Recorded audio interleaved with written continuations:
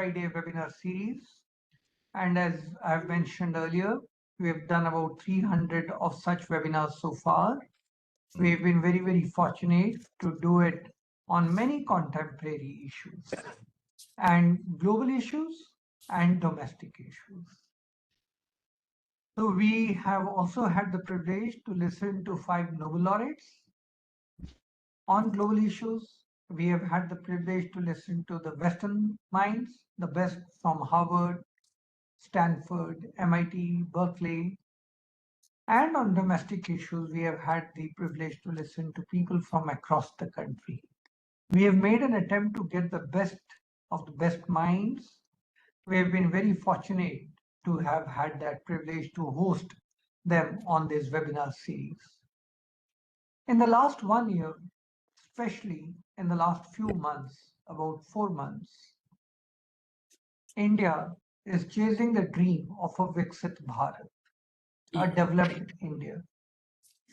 Now, the Prime Minister has mentioned that developed Bharat or advanced India is not only going to be per capita income, but a far more balanced approach.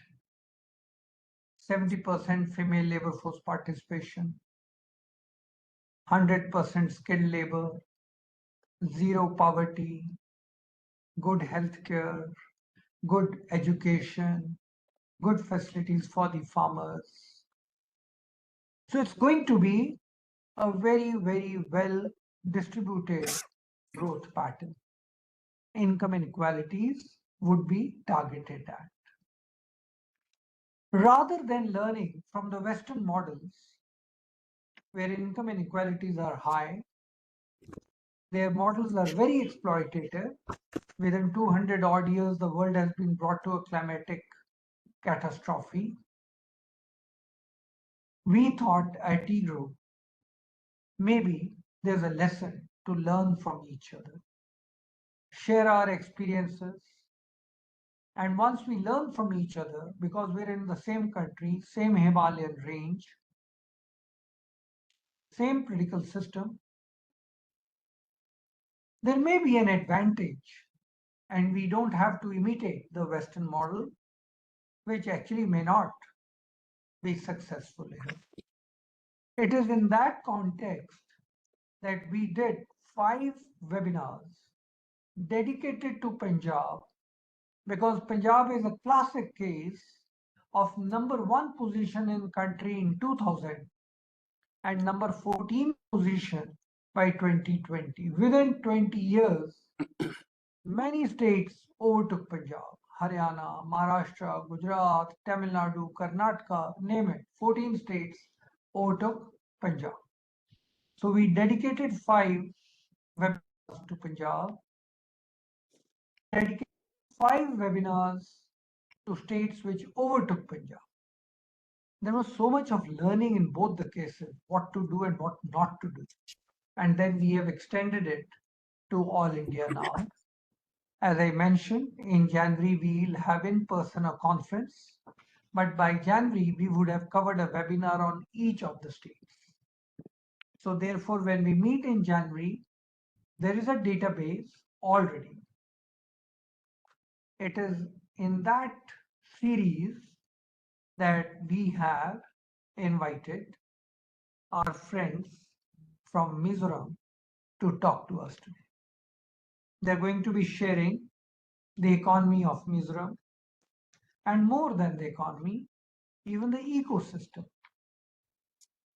We have celebrated Mr. Sanjoy Hazarika joining us, author of 5 books, I think, 1 book dedicated to Mizoram, and others, the one he's recently, and if he likes to speak, otherwise, sometimes on a later date, we are going to host him for his travelogue book, which is going to be released. And then we have economists on this panel. We have Professor Vanlalchhawna to chair the session, and then we have 3 panelists. Let me briefly introduce all of them to you before I hand over the session to Professor Shawna. Professor Shana is a professor in the Department of Economics at Mizoram University. He has held several academic administrative positions, including head of the Department of Economics, chairman of the Board of Studies, membership in the Academic Council, Mizoram University Court, and various boards of studies across disciplines such as economics, social work, public administration, education, and forestry. His administrative experience includes serving as finance officer and member secretary of the Finance Committee at Mizoram University, as well as membership in the Finance Committee of the Central Agriculture University. He has contributed as an expert member of the Mizoram State Planning Board, convener of the Study Group on Economic Policy, and member of various state level committees such as the Mizoram Youth Commission, Public Expenditure Review Committee, Mizoram State Higher Education Council, Mizoram Cooperative Development Council, and the High Power Committee for Restructuring Public Sector Undertakings in Mizoram. He is a life member of the Mizoram Economic Association, the Northeastern Economic Association, and the Indian Society for Ecological Economics. He is also an associate member of the International Society for Development and Sustainability, Japan. Mr. Sanjoy Hazarika is the managing trustee of the Center for Northeast Studies and Policy Research. He is an award-winning journalist, formerly with the New York Times, where he was there for 16 years. That's a long time. His books include Bhopal, The Lessons of a Tragedy, Strangers of the Mist, Tales of War and Peace from India's Northeast, Rites of Passage, Border Crossings, Imagined Homelands, India's East, and Bangladesh, and Writing on the Wall, a collection of essays.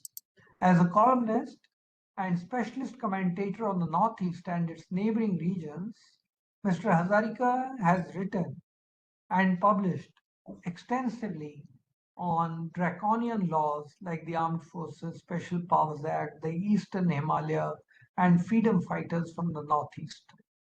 He has made over a dozen documentary films on a number of subjects, including the Brahmaputra, the endangered Gangetic river dolphin, and the danger that women face in conflict situations.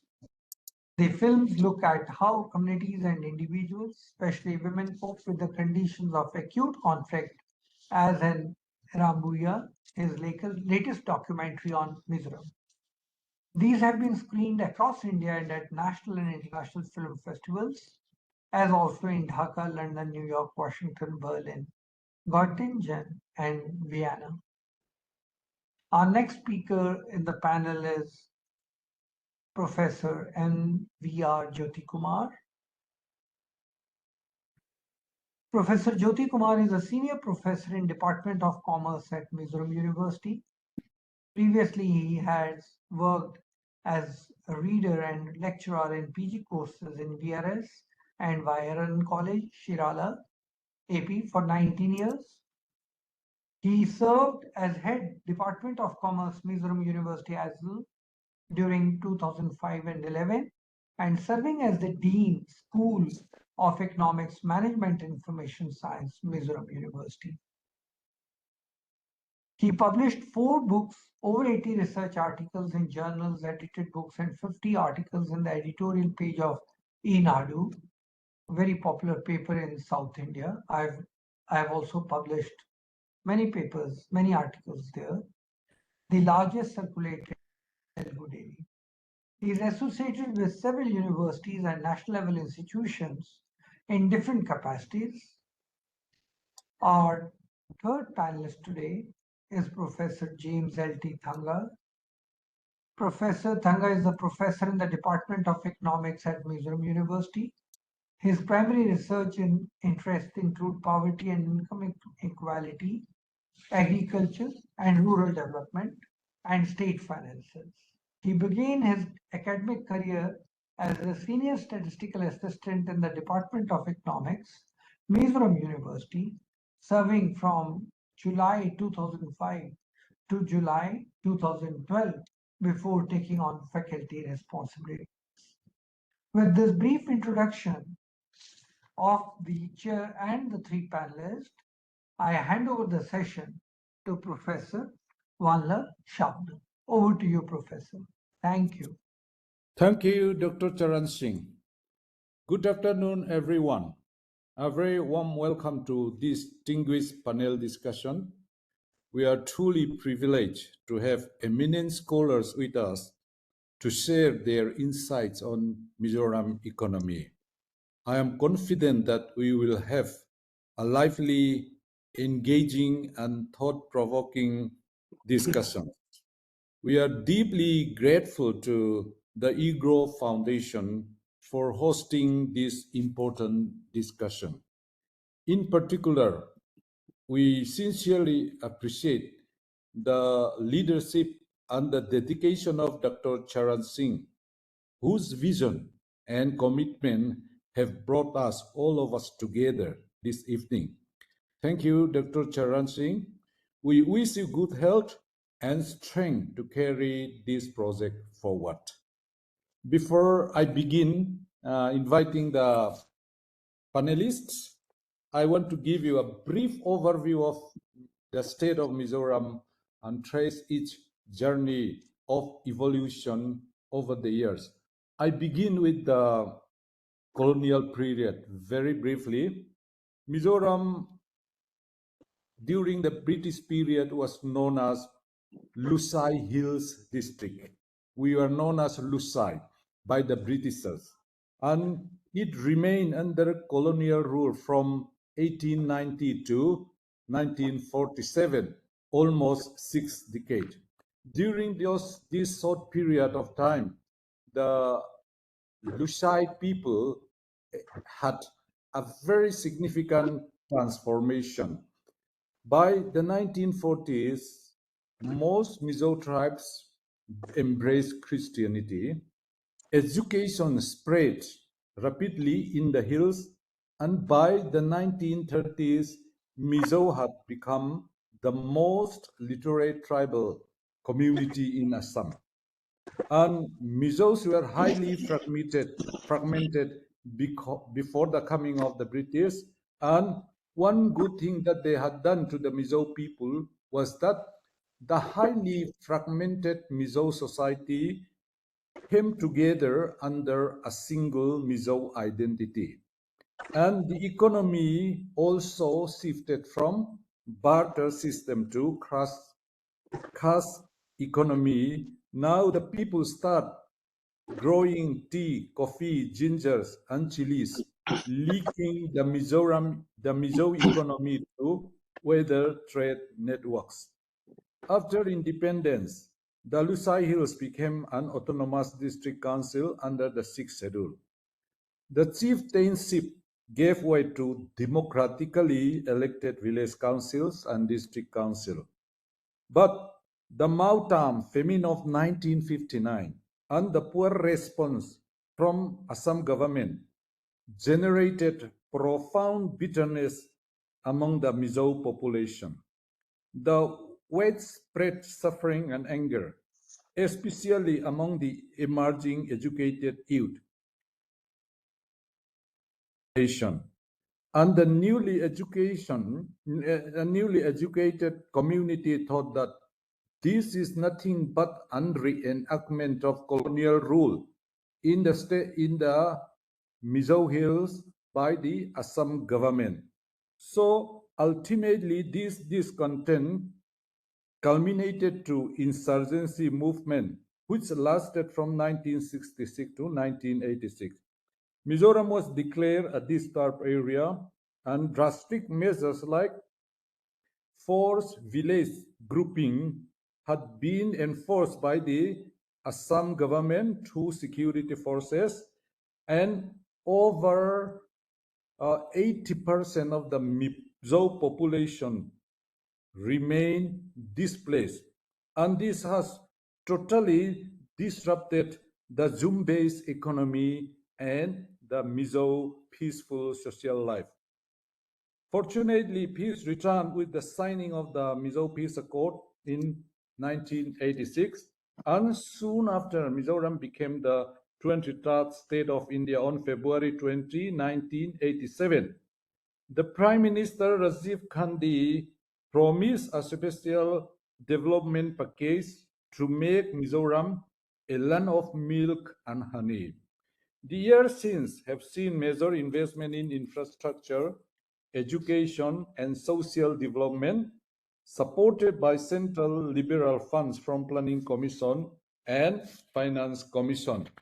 Today, Mizoram becomes one of the most peaceful states with high literacy and strong social indicators. Yet, economic challenges remain, and opportunities for growth in horticulture, bamboo, energy, connectivity, and trade are immense. So, today's discussion will help us assess Mizoram's development journey and, more importantly, explore the prospects of building a Viksit Mizoram 2047.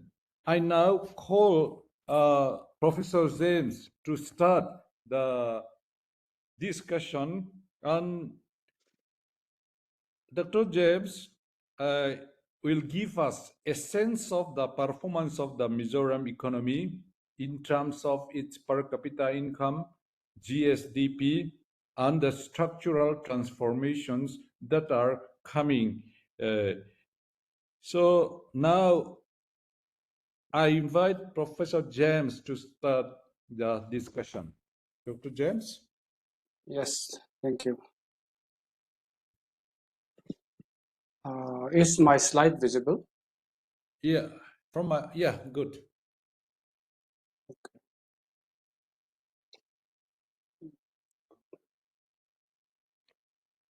It's good. Okay, yes.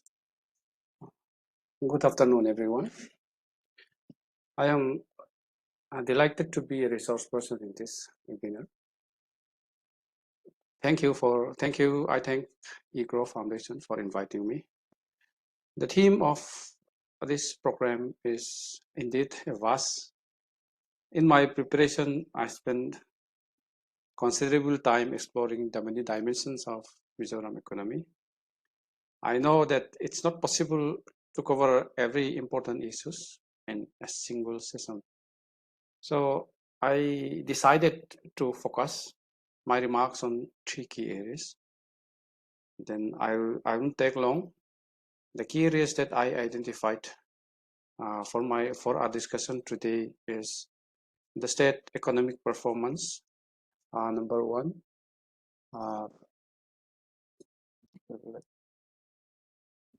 State economic performance and issues related to agriculture scenario and issues related to the state finance. Okay. Sir, can you make it full screen? Yeah, it is full screen in my computer. So I also joined from my PC, personal computer. Then if I can present it from here, then that will be better. Let me try it from here. My laptop, there is a problem today in my laptop. Yes.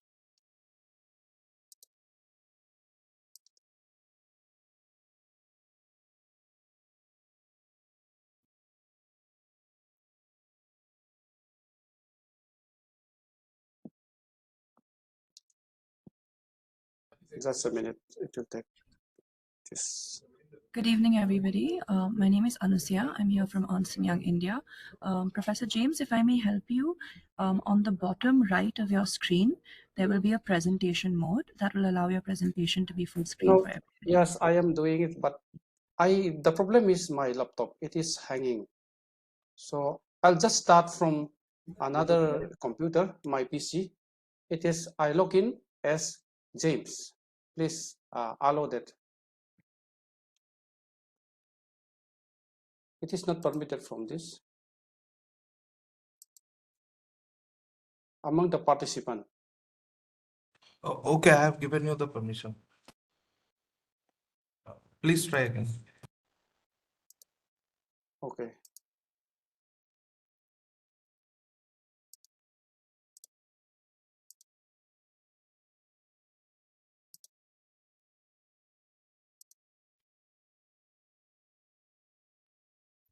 How is it now?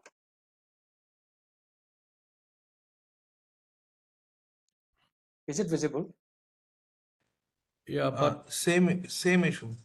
same issue. Anyhow, I suppose he should continue in spite of this because our time is limited. So can you go ahead with James, please? In spite Okay. of we hear you clearly. Okay. I will talk to these 3 topics one by one. So first, coming to the performance of Mizoram economy.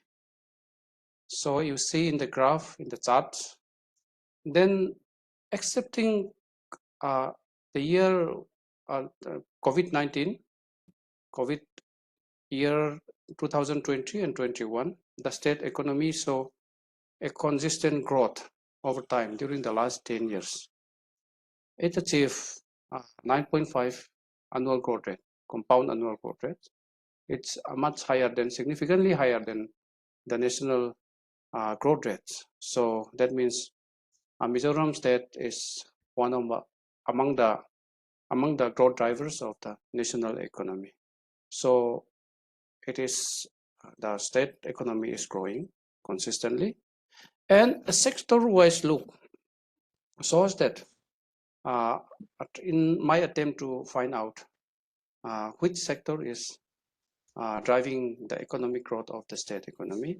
So what I observe is the industry sector shows the highest growth during this period, showing annual growth rate of 13.3%.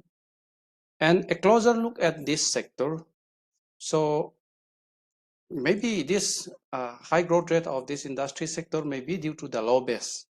So the low base factor is visible at the start of the 2011-12. Then the base was very low. So this is one factor.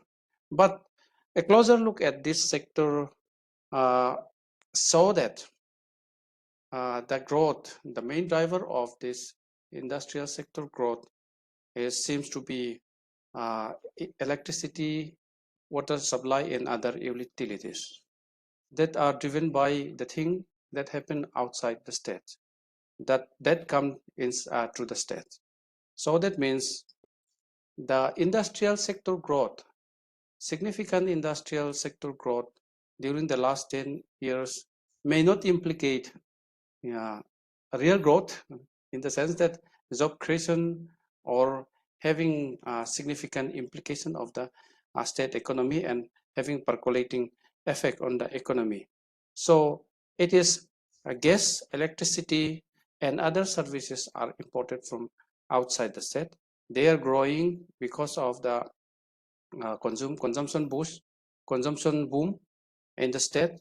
So this sector is showing 19.9% annual growth rate during this period. So it is very clear that the industrial growth is driven by this electricity, gas, water supply, and other utilities.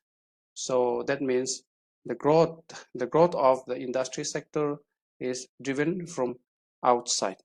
At the same time, agriculture, which is showing more or less like it is showing significant growth, but comparing with the overall the state growth rate, it is significantly lower than that, so lagging behind. And also the state the public sorry, the service sector is the highest contributor of the state economy, the state GDP. So it is showing, maybe because of the low base, then its growth rate, annual growth rate is not that high, but it is showing consistent growth.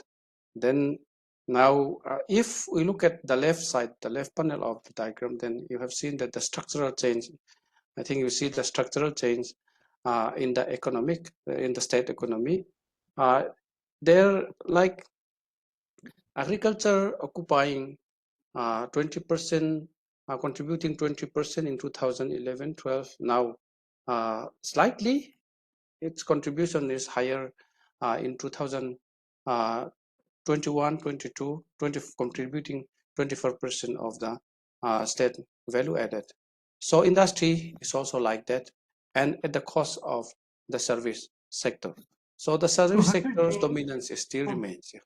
Okay. Professor James, your Yes. PPT is not moving. No, Are I you am moving? still, I am not, I do not move. I am. No, fine, that's perfect. Okay. Yes. I don't have much slides. Okay. Only 3 slides I have. So there is slight change in the structure of the GVA of the state. So in favor of agriculture and industry, but as I said already, it may be driven by this structural change, may be driven by the thing that come from outside the state, especially electricity, gas. And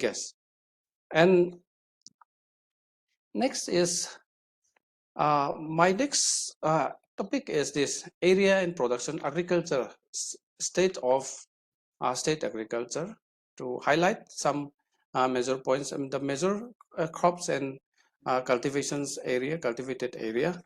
Here, if you see in the slide, then paddy cultivation, it was it like more than 35,000 hectare, and pulses 6353, and like that. So the production figure is also presented in the lower panel of this this diagram. And major crops, what I want to focus on, horticulture crops. So Mizoram is have a favorable climatic conditions for cultivation of fruits. So here banana, mandarin, orange, lemon, and these things can be cultivated. So they can be cultivated. Not only that, the taste is also good. So here you see the cultivated area and production of these crops. And now recently there is a problem. The thing the people face is the farmer face during the state during the previous ministry, starting from 1980s, the state government has implemented several programs, agriculture program projects, policies, to when the people away from Zoom cultivation and start settle permanent cultivation. So the attempt in that attempt, the crops they introduce include like banana, mandarin, orange, lemon, and these things. So their geography, the cultivated area also increased tremendously during because of this policy intervention. But the problem in recent years is there is a crop disease, we call it citrus decline, especially for mandarin orange. So people lost a hope in the cultivation of mandarin orange. So they have started to fall back to normal practice of shifting cultivation. So this is the issue that have been facing the state of agriculture in Mizoram. And another crop like banana and other crops, other food crop are as usual, they are growing. And another notable features is ginger. Ginger, we are producing huge amount of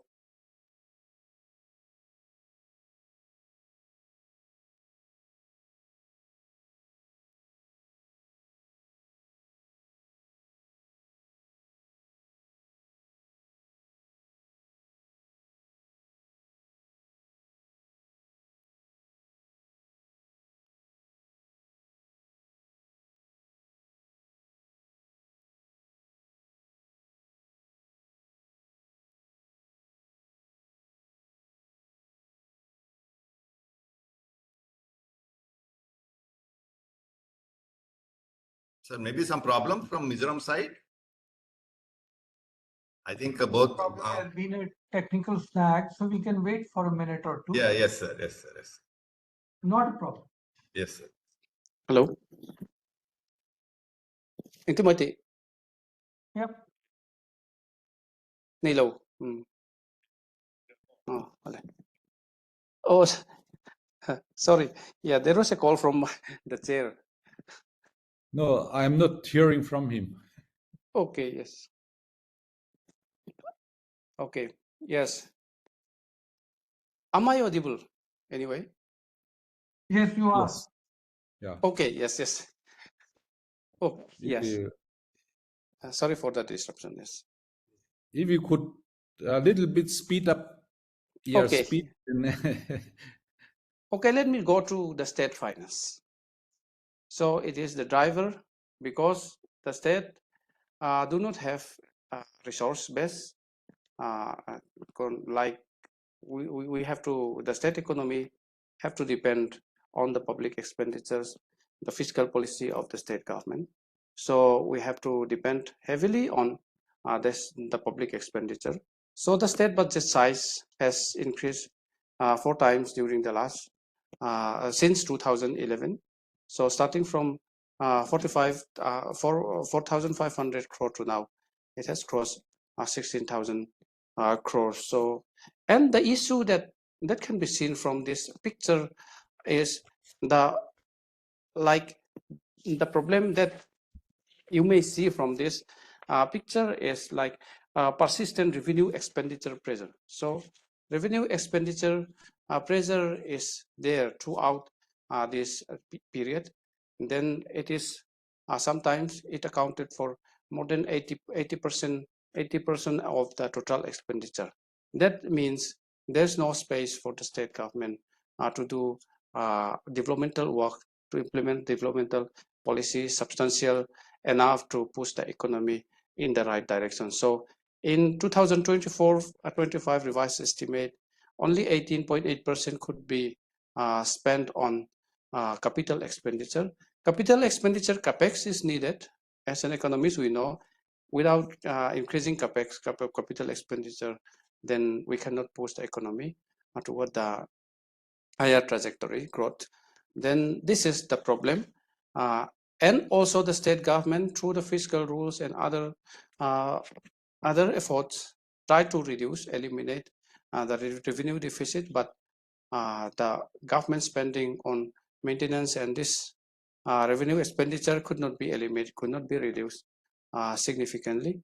And regarding the on-tax revenue, we have the Mizoram have achieved a significant progress in mobilization of tax revenue, its own tax revenue, especially after the implementation of this GST, after the coming of GST regime. Then it is a destination-based tax, then by nature, then it is more friendly for the state government. So if you see the picture from 2017, 18 onward, then there is substantial increase in the revenue collection or tax revenue collection. This is mostly driven by GST collection, but on the other side, then non-tax revenue mobilization is quite sticky.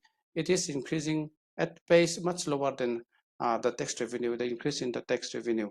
So this is another concern for the future policy of the state. And also, if you take the on-tax revenue collection as a percentage of GDP is very low, it's less than 5% throughout the years. So it's a concern. So though we have achieved something, we have achieved significant progress, but it is not sufficient.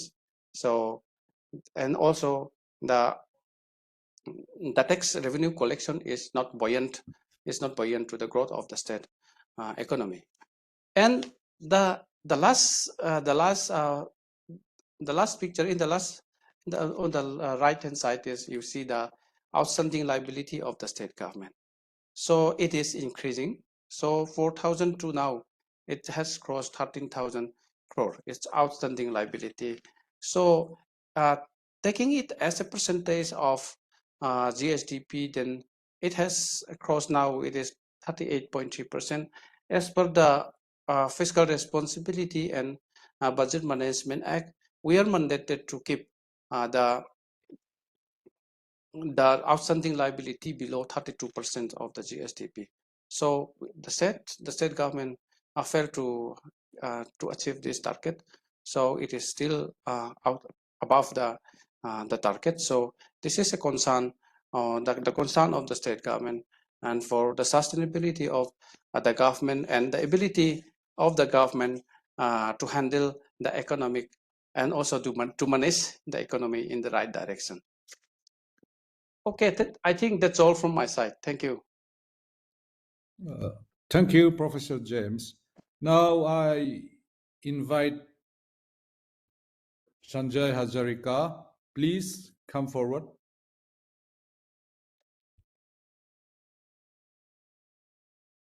Go ahead, sir.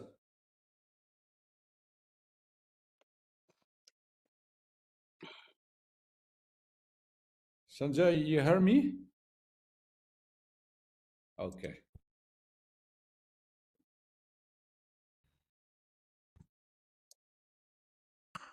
Yeah. Okay. Hi. Sorry. Like Professor James thinks, technology has a habit of acting up when we don't want it to. But thank you, EGROW, Professor Charan Singh, and my good friends, Professor Chawna and Professor James Thanga, who I know for many years. James I've met more recently, but Chawna I've known for many years and I've learned a lot from him. And Professor Jyoti Kumar, who I'm meeting for the first time. I thought, as a non-economist, I will share some observations rather than trying to dispense economic wisdom, which I don't have. From my 40 years of traveling to and across Mizoram, my first trip was in 1983, and I've just come back a few months ago from my most recent visit. And the book that Professor Charan Singh spoke about on Mizoram is coming out hopefully in February, next February. The travelogue on the Brahmaputra, which is the book he was talking about also, is to be published next month. First of all, as Professor Chawna did, we need to put this conversation in some context, both post-independence and pre-independence. He's covered the pre-independence and post-independence period very succinctly, but I just wanted to look at a few points and highlight them. Because the Mizo Hills district, now Mizoram, faced many critical situations which still continue to impact it, because the region, as many of you know, has a history of natural calamities. The Motham, what is called the Motham, the situation of famine created by desolation visited upon the state and its people by increase in the rat population, which devours everything.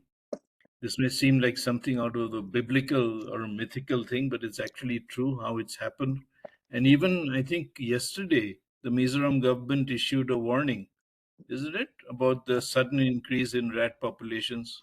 If I'm not mistaken, I just saw that. So that was the first natural disaster that I'm aware of that triggered an armed insurgency. We need to see also that in the 50s and 60s, the context of Naga insurgency, a few hundred kilometers away, which had begun, insurgencies in Burma, now Myanmar, the war in Vietnam conducted by the United States and Southeast Asia. Malaysia was recovering from a British-led fight against extreme communist insurgency. So in that context, we need to see how this 20-year rebellion in Mizoram continues to mark the state and its people, because there was virtually no development there worth the name in that period. At the very end of India, it's where Mizoram and the other parts of the region is where India ends and also where it begins.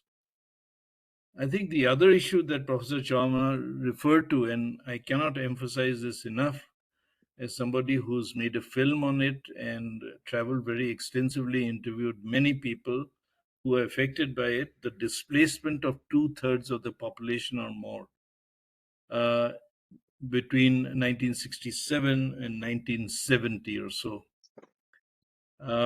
When people are pushed out of their homes were burnt, their granaries were burnt, they were pushed into what's called regrouped villages, and they came into contact with strangers. And what Professor Chawna told me in a very compelling conversation some years ago, that was how the barter system basically collapsed and the cash economy came in, and the beginning of corruption. So this situation did extensive damage to the economy. It's also traumatized people, and that takes a toll, not just on people, but on health systems, on the way they can work. So it's still alive, this issue. It's quiet, but it's not buried. And for a very long time, there was just one road. Let's remember this: one road to connect this whole district. That's changing very visibly, but until the 1980s, you may be surprised, except for our friends from Mizoram who are familiar with this, that most of the homesteads were temporary constructions, of thatch and bamboo and some wood. And it's only in the 80s that tin roofs came as part of a political commitment, followed by concrete buildings. In many places, and I remember on my first trip in the 80s, early 80s, one of the most visible sights was of young women and boys and girls carrying water in buckets and tins from deep valleys up to the villages. The villages are up in the hills. The water source is down in the plains, in the valley, which is extremely sharp and a sharp incline. And this led to many hours of drudgery, because hours every day were spent on this. It's a bit like, if you can imagine, for those in other parts of India, women in Rajasthan walking 16 kilometers back and forth to collect water. So that's still, luckily, the drinking water system is much better now. There is pipe water in many places in Mizoram. And the other thing that has, I think, helped in a way recover from the trauma of the past, those 20 years, is the campaign for education among children and young adults. And now every government has made that a priority. And today, Mizoram is one of 4 states which is 100% regarded as literate, 100% literacy. Because that is a key economic factor. If we do not have an educated young population, they may not be skilled, but if you don't have an educated young population, the capacity to work, the abilities to work in different sectors goes down, and you depend on a lot on outside skilled and unskilled labor. One of the main challenges is the effort to step into a modern economy or integrate the past into the present. How to do that when there was high dependence on jhum, the slash and burn cultivation of centuries, which actually was a fairly ecological practice, because part of the land will be left fallow to recover. But most governments saw this as a practice which was primitive and not acceptable, didn't fit into the concept of a modern agricultural economy. So there were efforts to wean people away from jhum, and unfortunately, that's worked only up to a point. I think both Professor Chawna and Professor James Thanga will have the details. I think still at least 50 to 50%, half the population of farmers are still dependent, have turned to jhum, especially after the failure of some cash crops. Now, there are efforts at farming innovation, and I think that is something that can be taken from Mizoram's experience of bringing in very new methods of agriculture intensive farming, government support to cash and commercial crops, which began in the 90s to wean people away from Jhum. That's not really worked fully, because projects and programs, as we all know, also depend on the buy-in from communities who are supposed to benefit from these very programs. And there were a lot of complaints that there was a lot of favoritism shown by various governments to their own loyal workers in different in these projects, and that is something that has slowed things down. Now, there are other major infrastructure challenges which are linked to Mizoram's terrain, which is extremely rugged, jagged, and quite intimidating for those who haven't been there. And I think, Professor Charan Singh, when you go there, just take a walk outside of Aizawl and you will understand what I'm talking about. Not in Aizawl. Aizawl, there are not much walking spaces. And the cost, for instance, just take one thing. The cost of bringing materials and people for project work is prohibitively expensive. And this results in a lot of escalation to project costs. Plus, you have a monsoon which may play truant, but once it comes, it's extremely devastating. You have landslides even within Aizawl, the capital, which have killed people, destroyed homes, and oftentimes various major segments of the highway are cut off because of that. All escalates the cost of things and the cost of doing business in Mizoram and running stores as well as simple economic activities. Recently, you will know that there has been train connectivity, which was launched, I think, earlier this month. That will help with freight and goods transport and also with passengers, attempt to connect tourism and so on. But it's come really almost 40 or 50 years late, because it'll take time to make a difference. Because, as I said, the Northeast, and the other panelists and the moderator know, the Northeast is not a manufacturing hub for consumer goods, except for locally produced handicrafts, handlooms, local foods in some cases, but not mass produced goods. These come from outside the region, these including pens, matchboxes, chips, potato chips, rice, computers, and cookies. Everything comes from outside. The other point, which I think Professor James as well as Professor Chawna referred to, is the huge dependence on the center for everything. You have a budget of 16,000 crores. A lot of it is coming from center. There's very little resource mobilization except for GST. And it's an interesting thing that the budget of the state is about 16,000 crores. The National Highway Authority, or what is that? NHIDC, I think it is called. Yes. Is putting almost the same amount of money into highway infrastructure building in Mizoram. It's the single biggest investment in Mizoram, and that single investment is more than the state budget. I want to talk very briefly about the subject which is is controversial in Mizoram, is the issue of prohibition. I'm talking about resource mobilization. There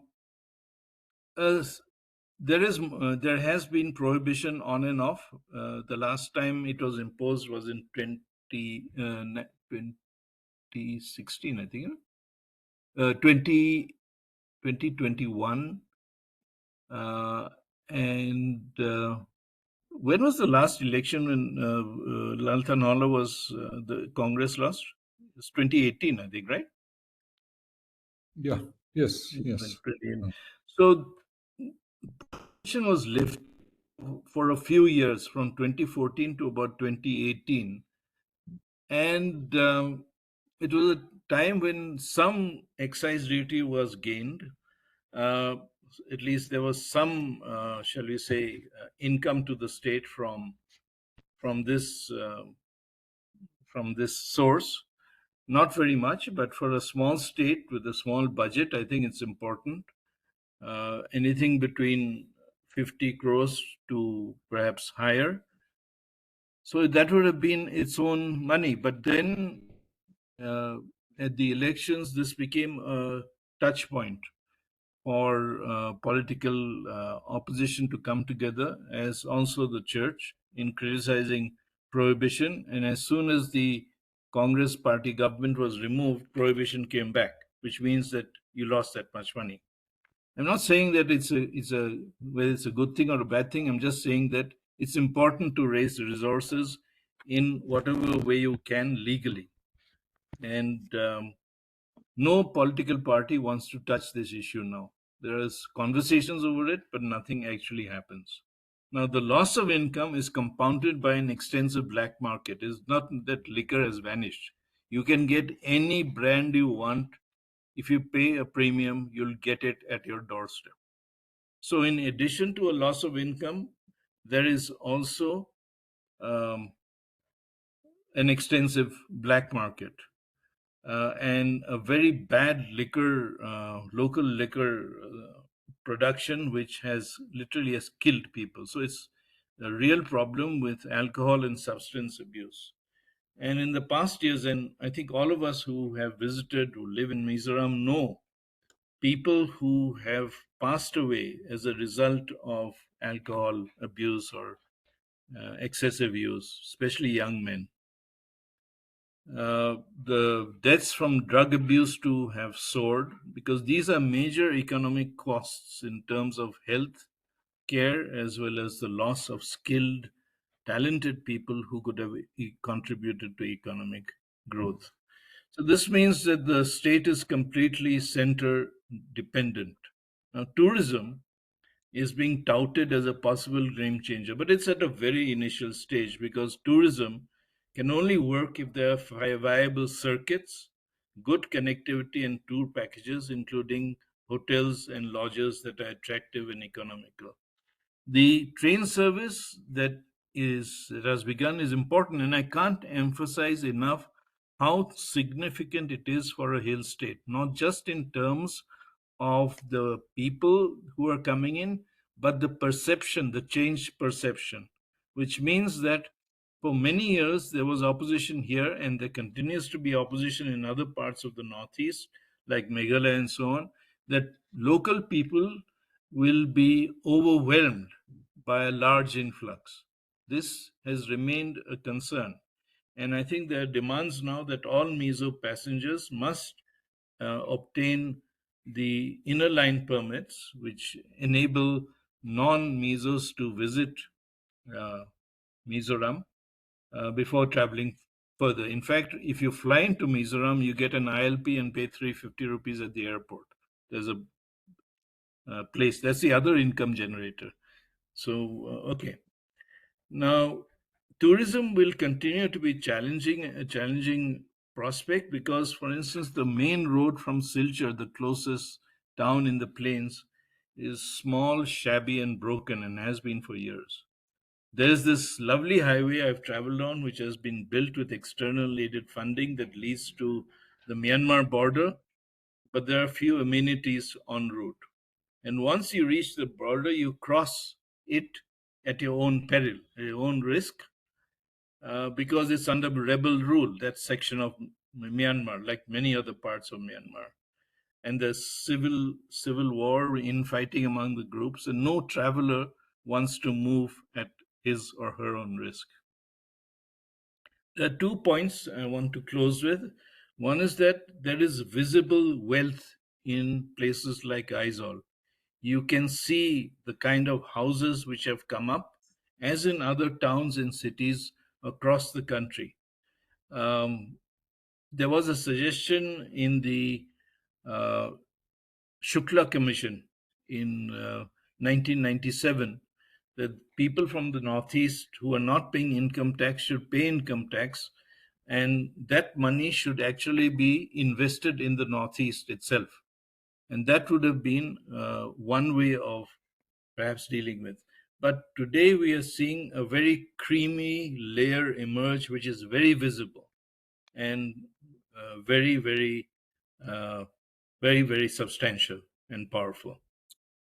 So the Mizo tagline of the most peaceful state in the country, which I agree, is actually challenging within itself, because the perceptions and future growth are not driven by the Mizos or the Mizoram government.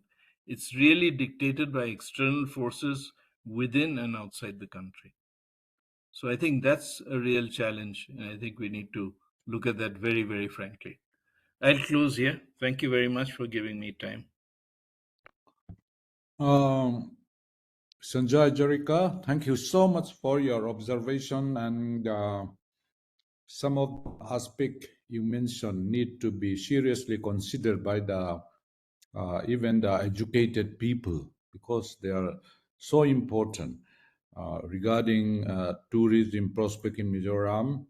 This low performance of our revenue generating capacity, and regarding prohibition, it does not serve any good things to the people.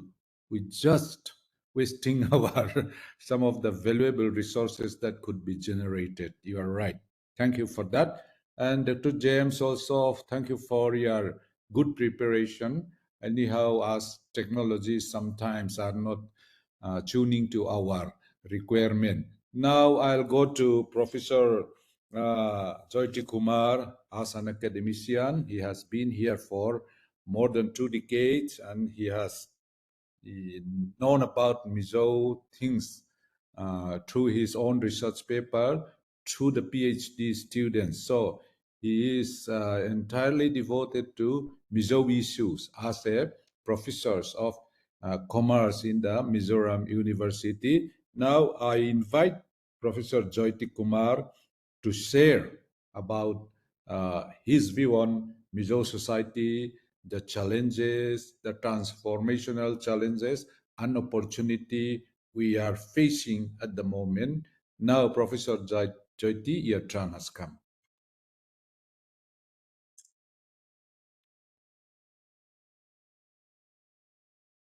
Are you here, there, Professor Jyoti? Oh, yes. Yeah. I think some Professor Jyoti. Yes, sir. Just 1 minute. I think that there is some signal issue sometime back. Now I think it's fine. Yeah. 1 minute. Go ahead. 1 minute, sir. I'm not. 1 minute.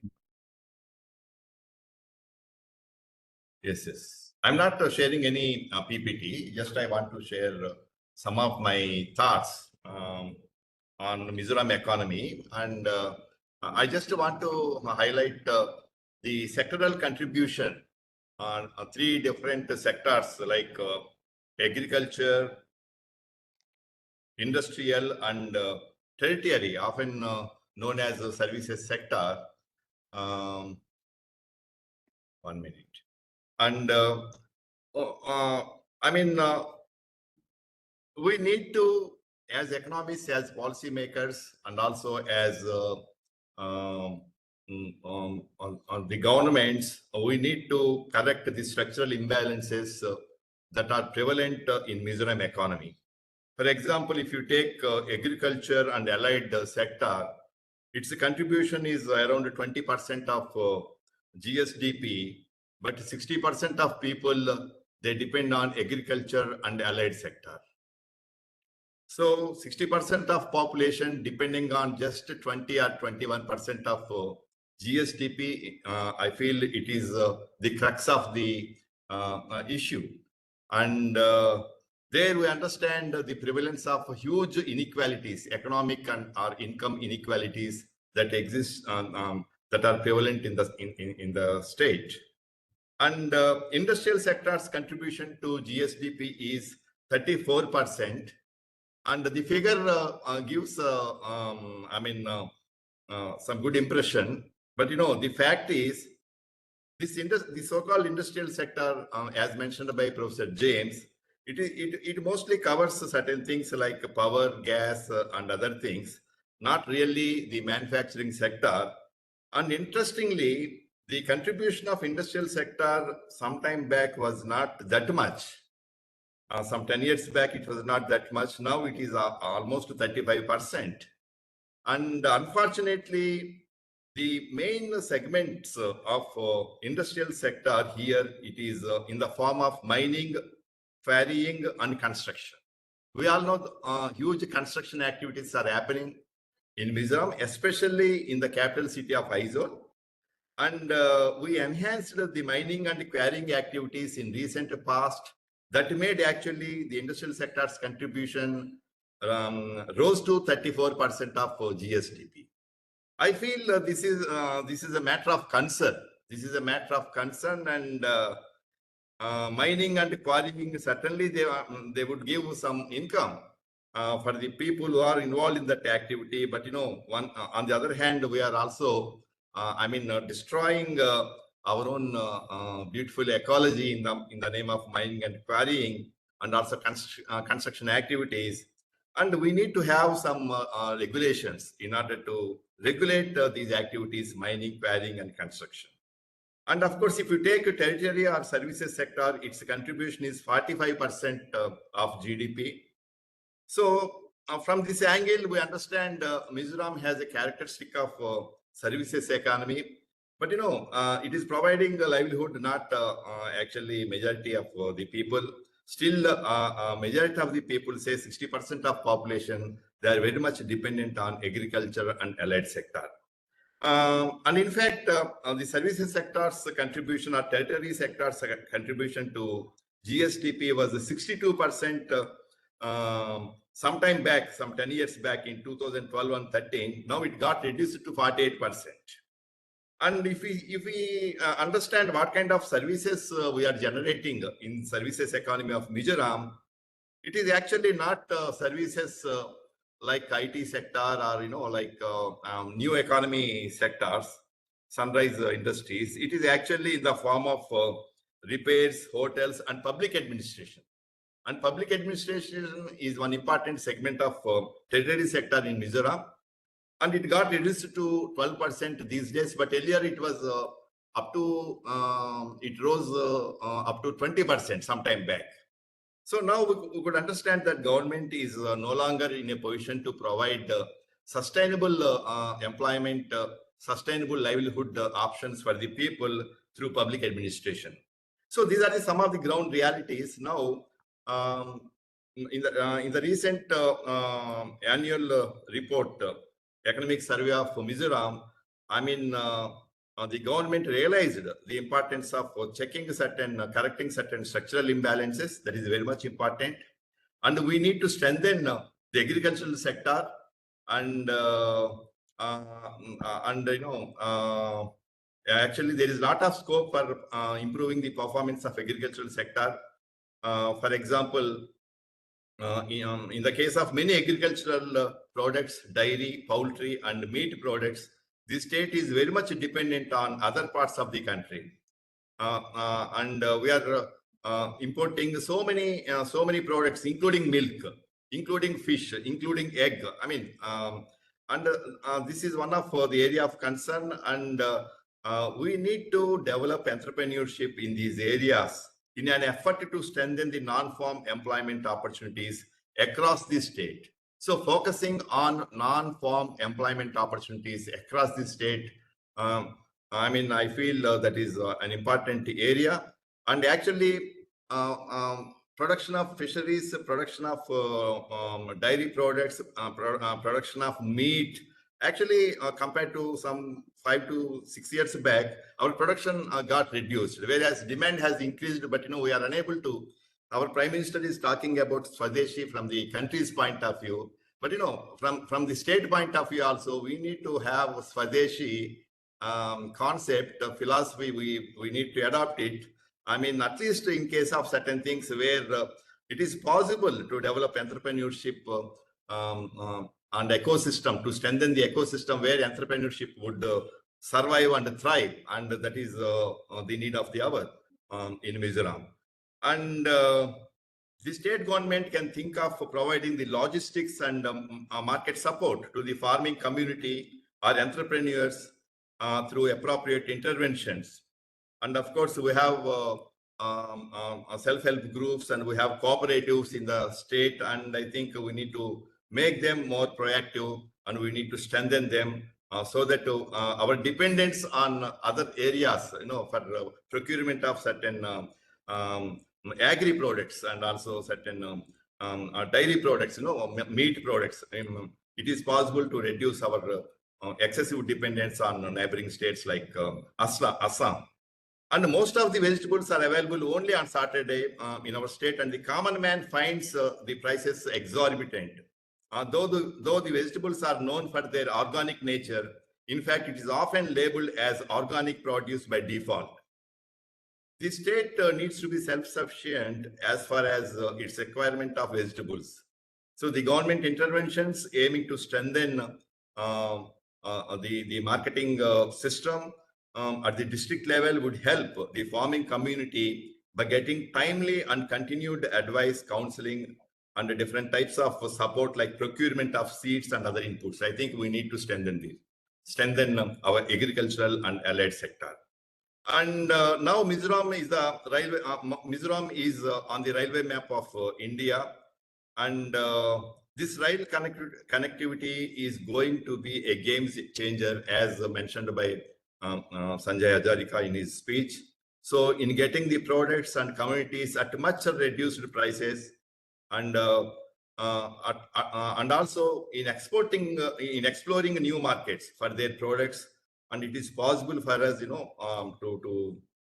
revive our economy. Certainly, it would act as a big boost on this railway connectivity. And Mizoram has the strength of producing many horticultural products. And there are many examples other speakers have given. And we need to market our indigenous products like handlooms, handicrafts, and certain cane, bamboo, and wooden-based products because of this railway connectivity. And other than agriculture and the allied sector, I think we need to strengthen our MSME sector because MSME sector is the backbone of Mizoram economy, and obviously it is because of the near absence of any large-scale industry in a tribal-dominant economy of Northeast. So with special reference to Mizoram.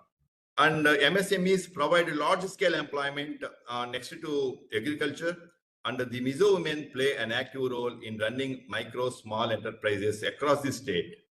And they are not meant for large-scale profits, and they are not for profiteering, but they function like a lubricant of the tribal economy for its smooth functioning. The MSME sector has been suffering from some inherent problems, especially insufficient working capital. So expansion of micro and small enterprises is a big challenge due to this. And by virtue of their size, and it's not easy for them to get, and there are some customary laws in the state which are working against women entrepreneurs, and we need to focus on this particular issue. So the perennial problem of this sector is not having much access to formal credit. And and here are some statistics. For example, public sector banks and credit deposit ratio is not just 50%, whereas in other states, in most of other states in the country, it exceeded even 100%. I mean, credit deposit ratio. That means deposits are available. Banks are able to attract the deposits, but they are not willing. They're reluctant to extend loans to the productive sectors like agriculture and MSME sector. And if it is private banks, the credit deposit ratio is not even 35%. And of course, Mizoram Rural Bank and Cooperative Apex Bank, they are doing well. And as far as extending the loans and advances to the needy sectors of agriculture and this MSME sector. And in a priority sector lending, if you take priority sector lending, I think Mizoram has to go a long way compared to other states. And our public sector banks and private sector banks in the state, they are not even extending 40% of lending towards priority sector. And 40% is the RBI mandated target, and we are not able to achieve this. So these are some of the issues the government needs to focus in order to strengthen the MSME sector. And similarly, with regard to social security of the people working in the informal sector in the economy, Mizoram has to go a long way to create awareness and to educate the targeted masses about the benefits of the schemes launched by the union government. And there are many examples of insurance schemes, and these schemes are quite popular in other states, but not in Mizoram. And for example, we have certain schemes like some social security and insurance schemes like PMJJBY, PMSBY, ABPMJ. So these are some of the schemes, and the penetration level is very low in Mizoram. And by spending a meager amount, it is possible to extend social security cover to vast majority of people, especially who are working in unorganized sector in Mizoram. That is another issue. And another issue I want to raise is about health and education. Healthy, educated, and skilled manpower is the hallmark of any developed and productive society, and Mizoram is no exception. Out-of-pocket medical expenses, OOP, out-of-pocket medical expenses is perhaps highest in Mizoram, considering the lifestyle diseases of the people like cancer and TB, and also due to very low penetration of health insurance. So societal marketing interventions of the state government aiming for demarketing of certain undesirable social behaviors like substance abuse or smoking or tobacco consumption, we need to be undertaken in collaboration with the community-based organizations. In Mizoram, we have very strong community-based organizations like YMA, like the church, right? And it is possible to utilize their services in order to have some societal marketing interventions. At the same time, there is a need to improve financial literacy and the investment behavior of the common people. And as far as education and skill development is concerned, though Mizoram has achieved universal literacy, right? Though it is one of the leaders in the country as far as the literacy is concerned, but as far as making our people skillful, and in order to making our people employable in this 21st century, not only within Mizoram but beyond Mizoram, I think we need to focus on STEM subjects, STEM subjects in higher education. And only one student out of 5 students, 5 graduates in Mizoram, they opt for sciences and engineering. And out of 5, still 4 students, they opt for just arts subjects, and that would not help them to exploit the employment opportunities that are available in the economy. So, barring a few exceptions, most of the colleges in the state are confined to offering conventional degree programs. Though the tribal children are known for having the ability to acquire the technical skills at a quicker grasp, the state is not having a vibrant ecosystem of vocational education to skill, reskill, and upskill the manpower. So we have only 1 or 2 ITIs, and we have NIT, it's fine, and we have engineering courses at our university level, that's fine. But we are still dependent on people from other states for construction activities, and plumbers and electricians, they are also coming from other states. So earlier, one of our chief ministers used to lament that there is no unemployment problem in Mizoram for those who are coming from outside. But there is some unemployment problem for our own indigenous people. That was the comment of one of the chief ministers. So we need to address this particular issue. So, so then this state should not miss the opportunity to harness its demographic dividend to make India a developed and inclusive country by 2047. I think our state government is having a vision of making Mizoram a Vikasit state by 2047. And unless we address these issues, it is not possible, to achieve Vikasit Mizoram goal vision by 2047. So, in case the cards are played strategically, Mizoram University has the capacity to emerge as a global university in the region. And the rate of urbanization has been very high in Mizoram. It is 55% rate of urbanization. Out of 14 lakh population, more than 4 lakh, they reside in one city or town, that is Aizawl. So through Pura, providing urban amenities in rural areas, popularly known as Pura, and the government can prevent a high rate of migration to its capital city Aizawl, and can also achieve some of 17 sustainable development goals. And disaster management practices are not less important in this earthquake-prone region of foothills. We need to learn lessons from environmental destruction that happened in Uttarakhand and Himachal Pradesh in the name of tourism. Tourism is important, but I don't think Mizoram has capacity to encourage for mass kind of tourism.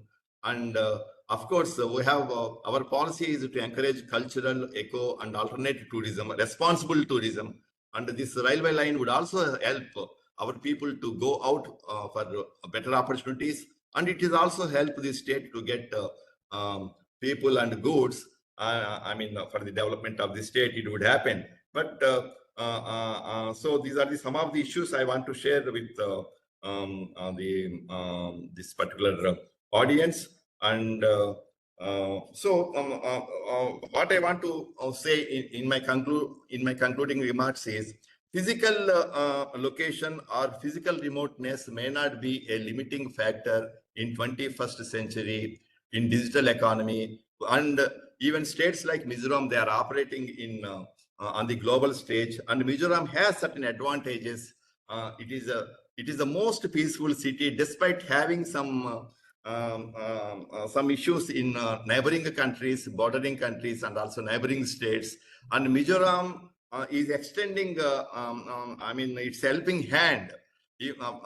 People of Myanmar and people of some of the people of Manipur, right? And even people of Bangladesh were trying to extend our helping hand, even the people belonging to the neighboring state and the neighboring countries. And people are basically peace-loving people, and people are hardworking people. And female workforce participation in formal sector as well as in informal sector, it is quite high. Much above the national average. So these are some of the strengths Mizoram is having. And but at the same time, it is seismic zone 5, and we should not go for mindless constructions and mindless development projects and mining and quarrying activities in the interest of ecology and in our own interest. So these are the some of the aspects I want to raise. And we should also focus on not, size of GDP alone would not speak of the well-being of any society, whether it is a country or whether it is a state or whether it is any society. And we need to focus on HDI.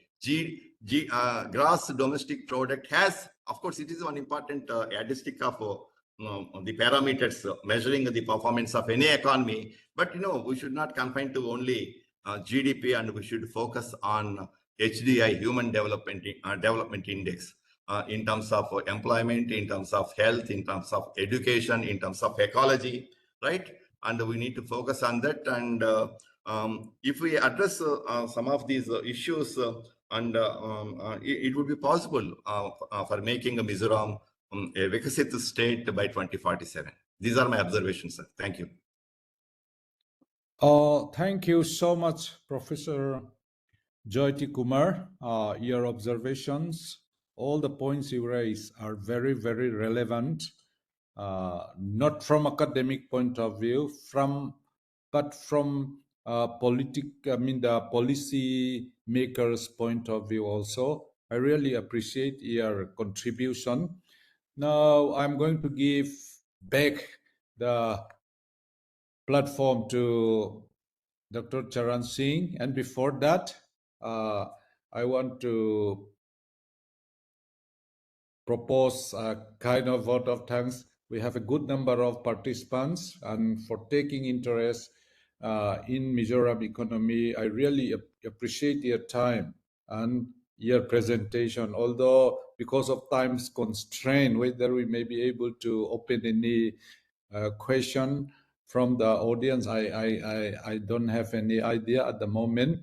And I'm grateful to Professor James for his empirically observed phenomenon regarding the performance of Mizoram economy, and Sanjoy Hazarika, who despite his busy schedule had attended and share with us his observation about the Mizo society and the economy and our political system as a whole. Now, Charan Singh, I give back the platform to you now to make your observation or whatever you feel like sharing with us. Thank you so much. I just wanted to check, would you be comfortable in taking a question or two, you and your panelists? Yes, sir. Yes, sir. No problem. Yeah, I think so. That would be good. That'll be good. Okay, Yeah, there is a Sanjoy question. might leave. Okay. Yeah, he had to leave. He had to leave at 4:30, so that's Yes. okay. Yes, sir. And Dr. Nandu, you want to ask your question yourself? Dr. Nandu?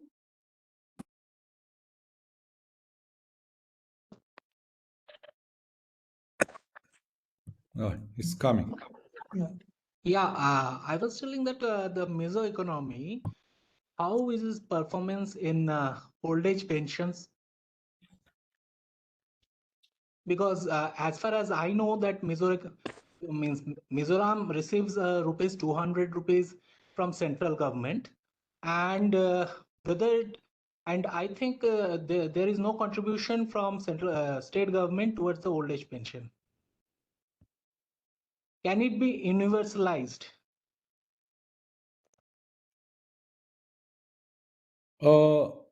May I answer? James, do you have any answer? You want to take a few more questions? There's a question from Okay. Anusuya. Anusuya, go ahead. Yes, yeah. The Mizoram government has contributed to the old age pension. So now it is more than 1,000. So depending on the age and categories. So from this current financial year, it has started to contribute. But it is not universalized. It's not universal. Good afternoon. Am I audible? It is. I think not universalized. I think it's all the old age population are eligible. So I think it's universalized as of now.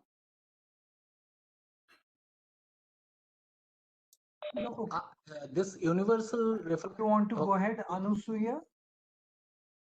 Yes, sir. Thank you. My name is Anusia, and I'm from Ernst & Young. We are working with lots of governments in the northeastern region right now. My question is, how does Mizoram factor into the larger regional value chains? And what are the kind of sectors that it can collaboratively work on or build to be able to build a regional linkage with other states in the northeastern region? What are sectors that it would have an advantage in, and it could integrate with the rest of the regional value chain? Thank you. How about Ruchita Verma? Ruchita Verma, you want to ask your question?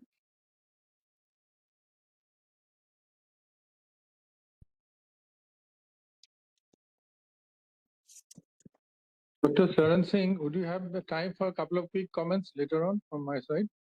Yeah, sure. Sure. Yeah, sure. I'm just going to take one more question. Yeah, please do. And then of course we'll open it up. So Ruchita, do you want to? I can ask the question on behalf of Ruchita. She says, my humble query is about the possibility of conduct of tourism research in Mizoram. Then there are series of questions by S.N. Singh. So I would like to just mention one or two of what he has said. One is both the standard of living and human development index of Mizoram are comparatively low. Why? It is in the chat box that I'm reading from. Then this is an interesting question. How are the microfinance institutions working in Mizoram? Because on banking, lots of statistics were given. I think that's why it's relevant, and CDR in rural banks. So I thought this is good. And then there is one more question. I think it's again from S.N. Singh. Let me just read it to you.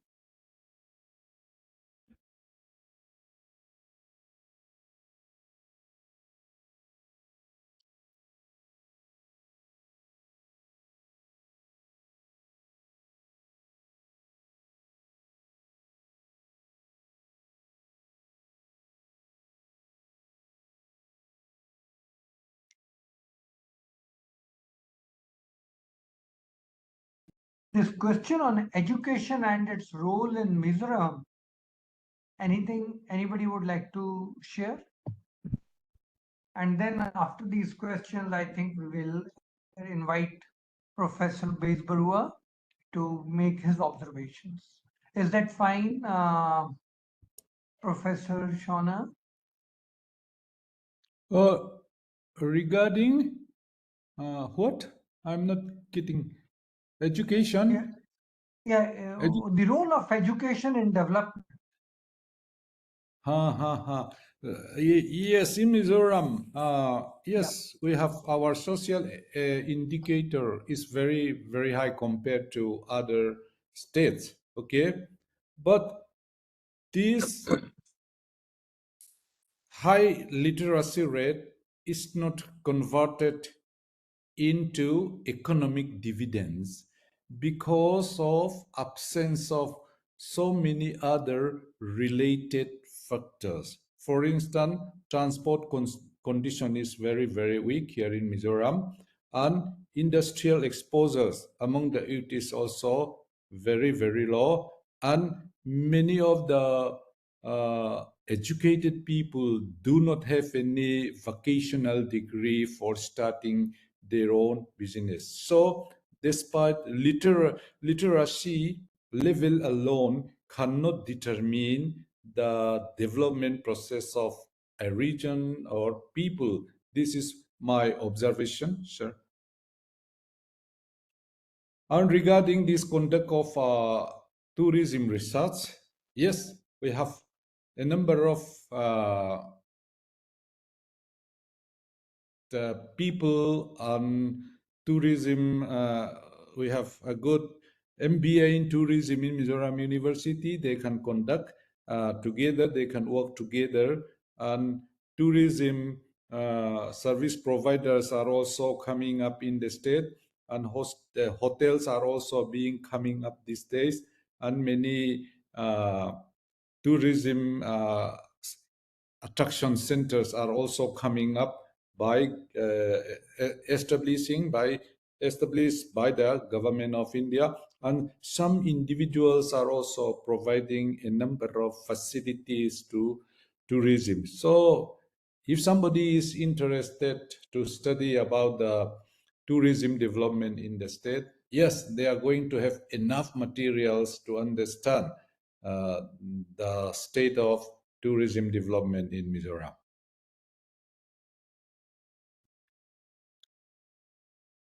Anything on microfinance in Mizoram and see? Professor Jyoti can do better. Okay. No, actually, many studies have been conducted in Mizoram as far as access to capital is concerned, because MSME sector is I mean, it is the only sector available on the industrial map of Mizoram, and MSME sectors, the entrepreneurs there, the traders there, they are in MSME sector. Livelihood is the main option, and they are not there to make large scale profits. But in our studies, what is revealed is it's very difficult to get loans from the formal sector of banking. One reason is most of the, especially when they are run by women, it is not easy. I mean, there is some discrimination on the part of the bank also.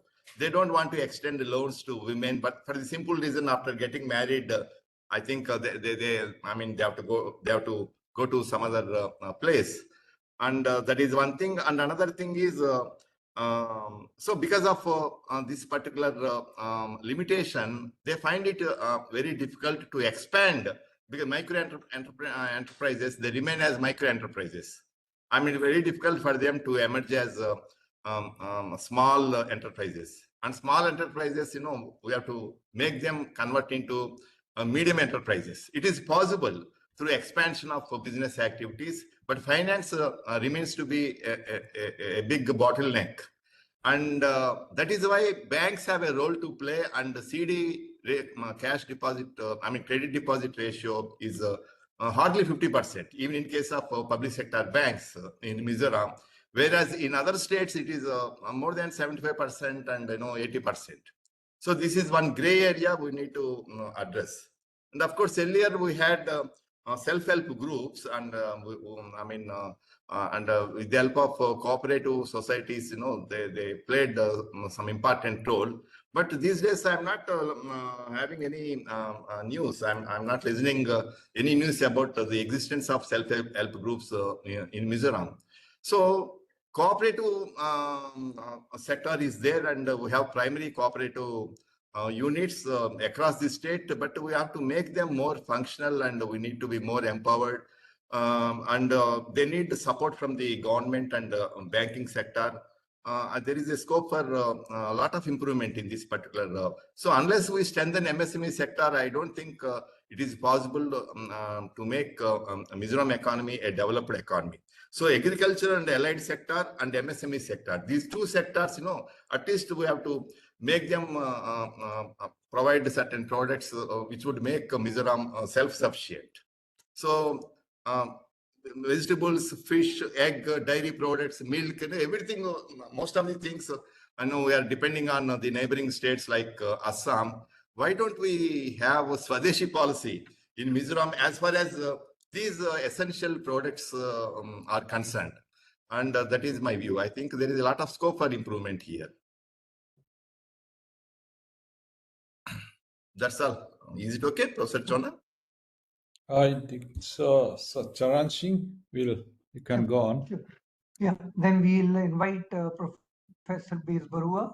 Professor Okay. Barua. Yes, Yeah. I'll be extremely brief. Yes, sir. First thing is that, in many ways, Mizoram is like the other mountainous states of the Northeast. Obviously, there is a difficulty because of the terrain of reaching out to the people and all that. But then Mizoram is also quite different in a number of ways. First of all, I'd like to remember that in the colonial period itself, the people in Mizoram, the Mizo people themselves actually, has very peacefully replaced the chieftain system by a more participatory democratic local government. So that is a great credit to the Mizo people. Then after the peace treaty has been signed, I believe Mizoram has tried several things. One is that it was in the forefront of implementing the cadastral, solution, Yes. the land patas and all that, than the other states of the Northeast. But this was probably not taken to its logical conclusion. That's one thing. It has also tried with things like wine making and all that, which could have been a great, sort of what we call manufacturing, since the state is deficient in manufacturing. And of course, it's since it's highly urbanized, which was of course forced by a grouping system earlier when the insurgency was, they were attempting to control the insurgency. But then that's a benefit now, because if it is clustered, population is clustered in locations, it's easy to deliver services. So that is something, some of the strengths which I think should be built, utilized. But and also the much talked about the Colorline River project, which I don't think many of the panelists mentioned today. If it really comes true, maybe that can be a game changer for Mizoram. But I don't know. People are not probably very optimistic about it coming true. But I'd like to just emphasize not for the panelists so much, for Dr. Charan Singh, what Sanjay Hazarika has pointed out. There's a very anachronistic law by which the tribals serving in tribal areas don't have to pay income tax. Now there's a very substantial middle class in all the tribal states of the Northeast, and if they don't have, if they're exempt from the income tax, the states lose out on revenue. Now this could be an alternative income tax which can go to the states. First thing. Second thing is that if you have a tax advantage working a Mizo working in Mizoram, the Mizo will never go out. Where whatever form of education you give, they will never come to say Bangalore or they might, but then the incentive is against going to Bangalore or Gurgaon or something where you can be a global kind of, provider or leader of a particular industry. So this is something I think the states need to take initiative, because the people who make the opinion are the educated class who have the advantage of this particular tax system. That will not happen. So it has to be, somehow it has to be brought in so that the revenue, I'm not saying that central government should take away like the income tax, but it should be in lieu of income tax. The tribal people who are serving in tribal areas should be paying a tax to the state government, which can be quite equivalent to the, what would be the income tax otherwise. So this is something I think Charan Singh and his, has got fantastic network where they can promote it, and at least this should be discussed. That's all. Thank you very much. I just had a quick question for you, Professor Bezbarua and Professor Shauna. In Mizoram or from Mizoram, how many people would be joining financial institutions like the Reserve Bank of India or commercial banks or civil services? What are the aspirations of young Mizo boys and girls? Dr. Charan, to state the fact, only very, very few people join any services outside Mizoram. Over the last 20 years, except this year, we have joining one person in the central service. That is also not at the level of IAS, IPS, at the level of IIS. And many newly educated people prefer to join instead civil service, police service, and other related services. This is the situation here we are facing. Oh, so most of them don't want to go out of Mizoram. Yes. They want Even to stay. for others, because language barrier is so high, and Hindi is very, very difficult for Mizo people. I don't know the region way. So from my side also, I used to propagate to study Hindi so that they could enhance their marketability and they will be ready to work anywhere in India. So language barrier is still very much a problem here. We love to stay in our own community and we don't want to expose ourselves to with others people. Even those who study outside, they don't make many friends with the other locals. They're called their student friends. This is what happened to Mizo people at the moment. They love to come back immediately after their school sessions are over. This is the reality we are facing at this. I have a slightly different opinion from Sachana. He's an insider, of course. One is that, I think the civil services had fair representation of the Mizo people, various central services, and they have been working but in Mizoram, is such a small population-wise, such a small state, so they may not be very, very visible. So I believe they are but not in other banks and others, RBI and all that. Not like the Manipuris, for instance. And there are other areas like sports and all. They can really be nationally representative. Some, in fact, one Mizo boxer has once won a Olympic medal for India.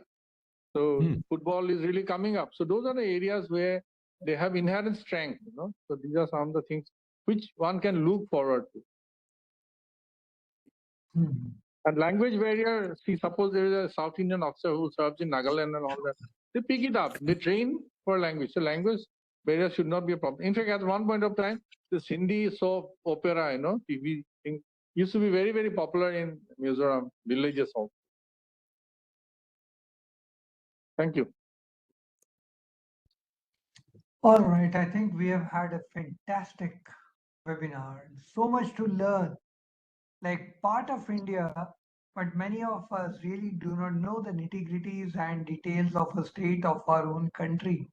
I can tell you that at least I can tell you more about Paris than about Mizoram. What a sad state of affairs. So I'm really thankful to you, Professor Shauna, that you agreed to chair the session and you helped me identify the speakers for the session. And it's such an educated, very informative session that we have had, learning from all of you. So I want to thank you. I want to thank each one of you. I also thank you for getting for us onto the panel Sanjoy Hazarika. He has a travelogue and he's brought the non-economist view in front of all of us. And I have requested Mr. Sanjoy Hazarika that if he can discuss his travelogue on our webinar series so that we know how Northeast is doing. And also is coming out with a book in March dedicated only to Mizoram. Yeah. Yes. Great. So sometimes around end March, once he is ready, we'll bring the same panel again and we'll make him present his book while others can serve as a discussant and a chair to the session.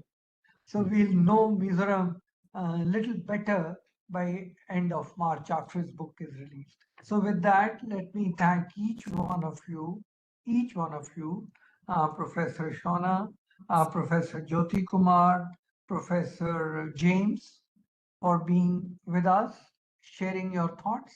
As I mentioned to you, by January, we are planning in-person a webinar, in-person a conference, 3-day conference in Delhi. You will get a letter very soon.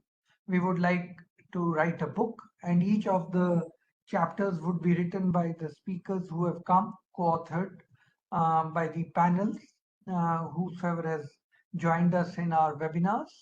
And then we would like a detailed learning from each other session during these 3 days. So looking forward to that conference, and we're all preparing for it now. Next Friday, by the way, today's presentation will be available on our website tomorrow by noon. You're welcome to use it. Now, next Friday, we have another book being discussed, that is The Unexpected Revolutionaries, How Central Banks Made and Unmade Economic Orthodoxy. This is by Manuel Moscheller.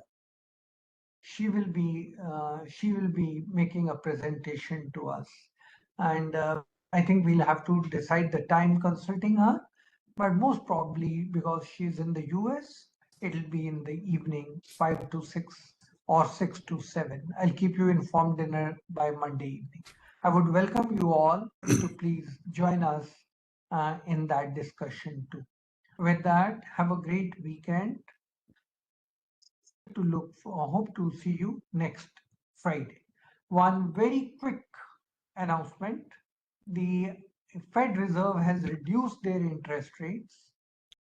We have a monetary policy coming up on October 1, at EGROW, we'll have a shadow monetary policy discussion on Monday, 3 p.m. to 4 p.m.